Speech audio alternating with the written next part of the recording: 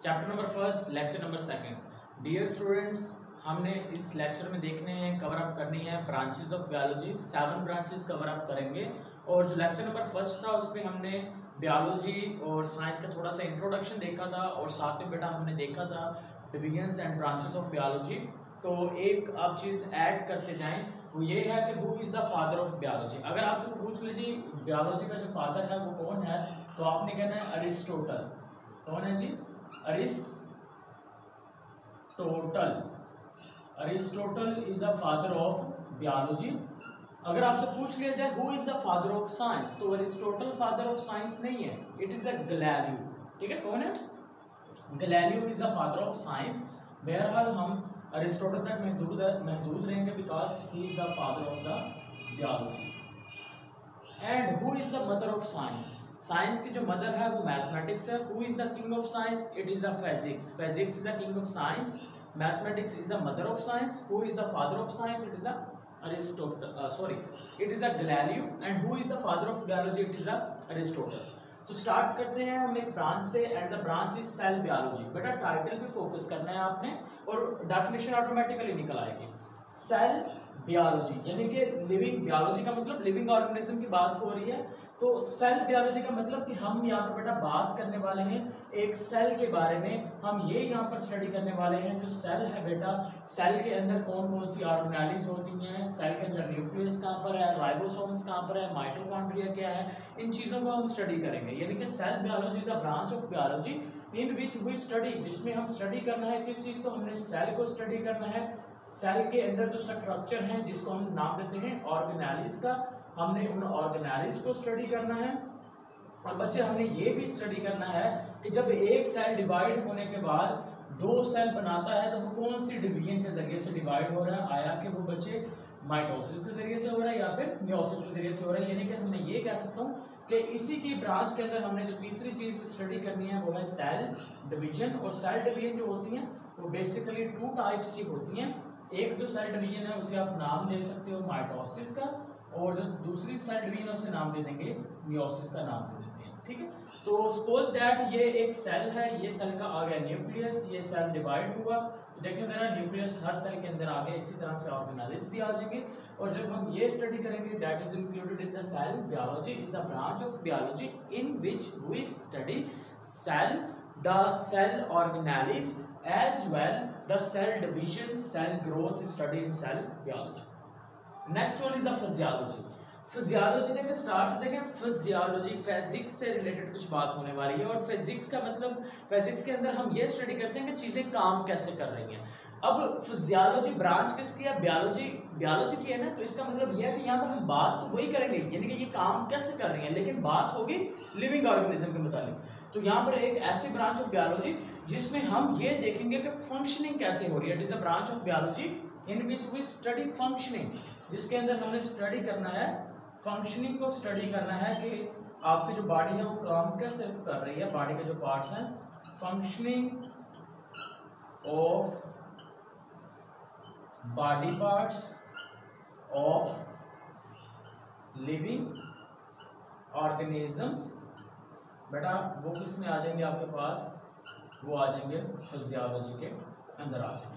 जैसा कि देखिए, मुझे देखिए बेटा, मैं अपने हाथ हिला रहा हूँ मसल्स की मदद से, तो कैसे हिला रहा हूँ भाई, हम खुराक खाते हैं वो कैसे डाइजेस्ट हो रही है नहीं पता हमें, सही है।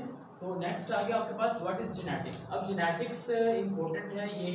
नेक्स्ट बेटा जो बायो की बेस होती है ना वो जेनेटिक्स के ऊपर होती है, तो ज़रा इसको गौर से देख लेना। ये आ गया एक सिंपल एनिमल सेल।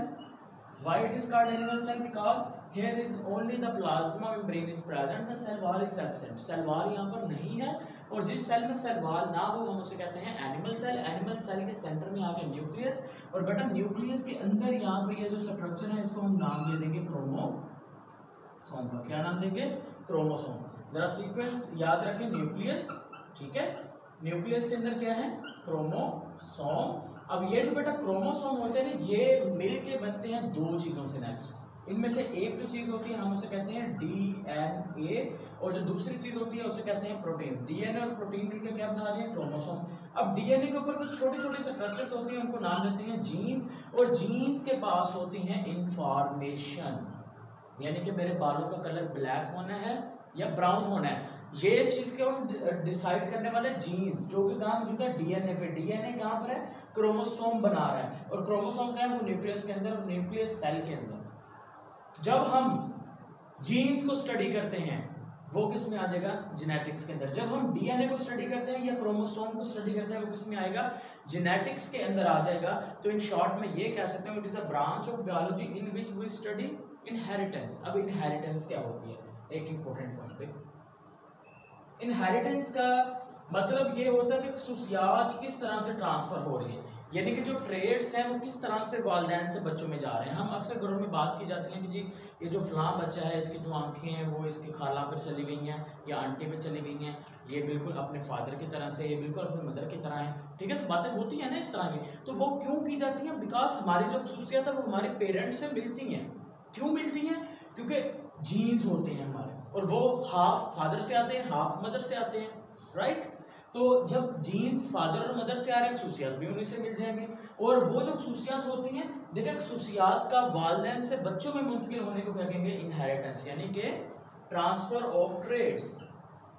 इसको अगर डिफाइन करना है तो आप कह देंगे transfer of trade from parent two of spring, उसे क्या कहेंगे, इनहेरिटेंस का नाम देंगे। अब नेक्स्ट आ गया embryology. What is embryology? Embryology के अंदर बेटा हमने ये स्टडी करना है एम्ब्रियो को और उसकी डेवलपमेंट को। किस चीज़ को स्टडी करना है, एम्ब्रियो को और एम्ब्रियो की डेवलपमेंट को। अब ये थोड़ी सी बात डिफिकल्ट यहाँ पर लगती है कि एम्ब्रियो और उसकी डेवलपमेंट का क्या मतलब है। फर्ज करें मेरे पास एक सीड है, मैंने वो सीड ना ज़मीन के अंदर सो कर दिया। अब वो जो सीड है ना उसके अंदर मौजूद होती है एक एम्ब्रियो। एम्ब्रियो वो स्ट्रक्चर होगी, वो साख्त है जहाँ से एक नए पौधे ने बनना है। जब मैंने उस एम्ब्रियो को, उस सीड को ज़मीन में सो किया तो उस एम्ब्रियो से नया प्लांट निकलाया, स्टेम निकलाया और उसकी शाखें निकलाई। अब देखें एम्ब्रियो ये जो सीड में था उसको स्टडी करना, या फिर उस एम्ब्रियो से जब नया प्लांट बना है उस प्लांट को स्टडी करना, ये सारे का सारा जो प्रोसेस होगा ये बेटा किसके अंदर हम स्टडी करेंगे, this one is included in the embryology, यानी कि जो प्लांट्स है ये उसकी एग्जांपल्स में भी लिख सकते हैं। Is it clear? तो it is actual the study of development of embryo, development of embryo. Next आज व्हाट इज मॉलिक्यूलर बायोलॉजी? देखिए मॉलिक्यूलर बायोलॉजी, बायोलॉजी का मतलब लिविंग ऑर्गेनिज्म, मॉलिक्यूलर मॉलिक्यूल्स, यानी कि हम यहाँ पर बात होगी कुछ मॉलिक्यूल्स की बात होगी, और वो कौन से मॉलिक्यूल्स होंगे, वो ऐसे मॉलिक्यूल्स होंगे जो मौजूद होंगे लिविंग ऑर्गेनिजम्स के अंदर। ऐसे मॉलिक्यूल्स जो लिविंग ऑर्गेनिजम्स के अंदर मौजूद है, जब हम उनको स्टडी करते हैं तो वो आ जाएंगे मॉलिक्यूलर बायोलॉजी के अंदर। जैसा कि आप सबने सुबह या दोपहर को या शाम को खाना खाया, अब उस फूड के अंदर बेटा कार्बोहाइड्रेट्स भी थे, आपने लो फ्रूटी खाई उसमें कार्बोहाइड्रेट्स से, मीट खाया, एग खाया उसमें प्रोटीन्स थी, मिल्क पिया या दही वगैरह लिया उसमें फैटी एसिड्स थे, फैट्स थे। तो molecular biology is a branch of biology in which we study of molecules, study of molecules, जो मॉलिक्यूल्स की स्टडी होगी, मॉलिक्यूल्स, लेकिन कौन से मॉलिक्यूल्स, दैट इज प्रेजेंट, कहाँ मौजूद हैं, प्रेजेंट इन लिविंग ऑर्गेनिजम्स, जो कि लिविंग ऑर्गेनिज्म में मौजूद हैं, और उनको स्टडी किया जाएगा तो वो आपके पास आ जाएंगे मॉलिक्यूलर बायोलॉजी के अंदर। और इसको हम एक सेकंड नेम भी देते हैं बेटा, इसका सेकंड नेम है बायोकेमिस्ट्री। अब इसको बायोकेमिस्ट्री क्यों कहते हैं, इसकी भी रीजन है। देखिए केमिस्ट्री के अंदर हम स्टडी करते हैं केमिकल रिएक्शंस को, दो लफ्ज आगे, बायो का मतलब लिविंग ऑर्गेनिज्म, केमिस्ट्री का मतलब केमिकल रिएक्शन, यानी कि यहाँ पर बात होगी लिविंग ऑर्गेनिजम्स के अंदर केमिकल रिएक्शंस की बात होगी। अब इसका मतलब क्या बन गया टोटल, अब इसका मतलब ये बना कि जो हमने खुराक खाई, फूड ली, उस फूड के अंदर कौन से वो केमिकल रिएक्शंस हुए जिसकी वजह से लिविंग ऑर्गेनिजम्स को energy milli, right.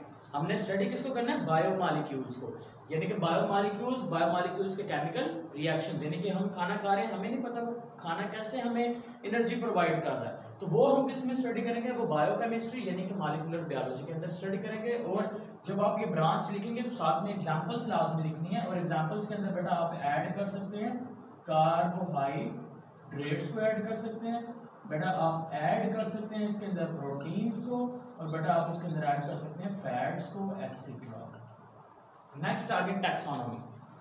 Taxonomy is a branch of biology, एक ऐसी ब्रांच जिसमें हम जानदारों को क्लासीफाई करते हैं। बेटा इस ज़मीन पर तकरीबन 15 लाख से ज़ायद किस्म के एनिमल्स की कैटेगरीज हैं, 15 लाख से ज़ायद, ठीक है। तो इस ब्रांच के अंदर ना हमने क्या किया है, एनिमल्स को मुख्तलिफ कैटेगरीज में डिवाइड कर दिया, यानी कि वो जानदार जिनकी खसूसियात एक जैसी हैं वो सेपरेट कर दिया, जिनकी खसूसियात एक जैसी वो सेपरेट कर दिए, जिनकी खसूसियात एक जैसी वो सेपरेट कर दिए। तो ब्रांच ऑफ बायोलॉजी, बायो की ब्रांच जिसके अंदर हमने क्या किया, जिसके अंदर हमने की classification of animal, classification of animal, हमने जानदारों की क्लासिफिकेशन कर दी उनके कैरेक्टर्स के बेस पर, या फिर हमने जानदारों को जो नेमिंग ऑफ देने का प्रोसेस किया है, नेमिंग ऑफ ऑर्गेनिज्म, ऑर्गेनिजम्स को जो नाम देने का प्रोसेस है वो भी किसके अंदर इंक्लूड किया जाएगा, वो भी टैक्सोनॉमी। जैसे कि एनिमल्स को क्लासीफाई किया गया है किंगडम के अंदर, किंगडम एनिमेलिया। प्लांट है, प्लांट को क्लासीफाई किया गया किंगडम प्लांटी, तो एग्जांपल में लिख सकते हैं। What is paleontology? Paleontology is a branch of biology in which we study fossil fuels. Fossil fuels, अब फॉसिल फ्यूल्स क्या होते हैं बेटा? फॉसिल फ्यूल्स होते हैं वो चीज़ें जो ज़मीन के अंदर है, यानी कि मैं सपोज आपको एग्जांपल देता हूँ, आज से तकरीबन कई हज़ार साल पहले बहुत बड़े बड़े प्लांट्स थे, लेकिन क्या हुआ, ज़लज़ले वगैरह आए, तूफान आए, जिसकी वजह से वो जो पौधे थे ज़मीन के अंदर दफन हो गए। ज़मीन आपको पता है ना गर्म है, because it is a part of sun की पार्ट था, अभी भी गर्म है।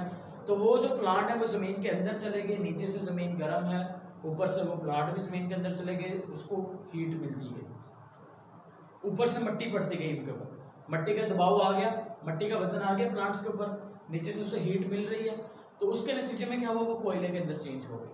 या फिर जो जानवर से डायनासोर्स थे उनकी जो हड्डियां हैं वो हमें ज़मीन के अंदर से मिल रही है, ठीक है। तो वो सारे के सारे क्या हैं, फॉसिल्स हैं, ठीक है। यहाँ पर एक चीज़ आपको क्लियर कर दूँ, पैलियोनटोलॉजी के अंदर हमने एक स्टडी करनी है फॉसिल्स। किस चीज़ को स्टडी करना है? फॉसिल्स को। फॉसिल फ्यूल्स की जब बात होगी तो बेटा वो फॉसिल फ्यूल्स होंगे आपके पास, यानी कि आप कोयले की, तेल वगैरह की बात कर लेंगे, लेकिन जब हम बात करेंगे फॉसिल्स की तो वो आपके पास आ जाएंगे। Paleontology is a branch of biology in which we study fossils. अब फॉसिल्स क्या होते हैं? These are actually the dead remains of living organism, यानी कि डेड रिमेन्स जो बकिया जात हैं किस चीज़ के? Dead remains of living organism, जो जिंदा जानदारों के बकिया जात हैं उनको क्या कहेंगे? हम उनको नाम दे देंगे पैलियोनटोलॉजी का। और जब हम उनको स्टडी करते हैं, डायनासोर्स की हड्डियों को या पहले जो मौजूद चीज़ें थी उनको स्टडी करते हैं, वो किस में आएगा? पैलियोनटोलॉजी के अंदर आ जाएगा।